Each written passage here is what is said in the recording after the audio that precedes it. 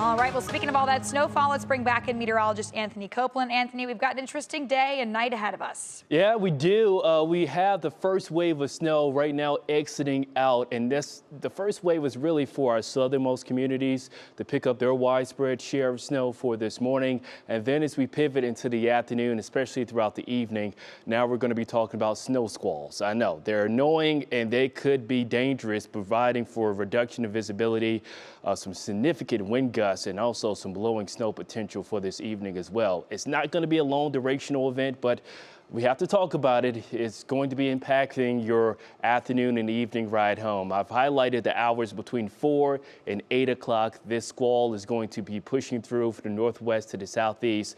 And yes, it's a definite case. We're going to have snow squalls, high winds as high as 40 to 45 miles an hour. And brief reduction of visibility also brings that heavy snow potential, at least a half an inch to an inch per hour. But I'm thinking this snow squall is going to be lasting less than an hour. Freezing rain, I'm thinking we're done with that. That was a bit unforecast when it comes to the freezing rain for this morning, but the extreme cold is going to be followed behind all this snow squalls for this evening.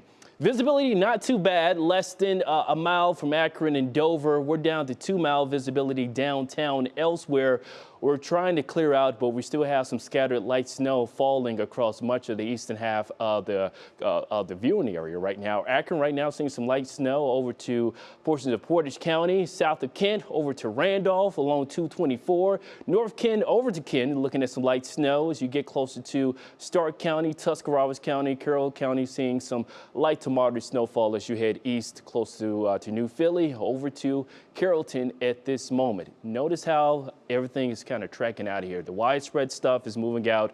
It was mainly widespread and heaviest along Route 34 this morning. And then as we look upwind from here, we have this cold front, this Arctic front that's going to unlock the Arctic air. And also we already have some developing snow forming along this front. And that's eventually going to evolve to give us some problems for this evening. Along with the snowfall risk, we have those gusts at 35 from Traverse City, Chicago gusts at 21, higher gusts at Minneapolis. So that is all heading in our direction with the front for this evening.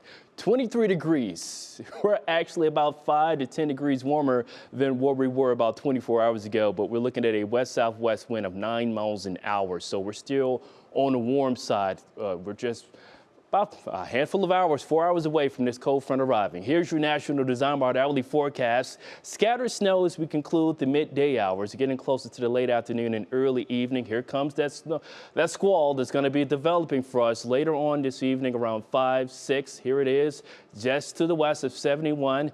Right on top of 71, 77 as we get closer to 6 and 7 o'clock. So this is for the Friday evening planning.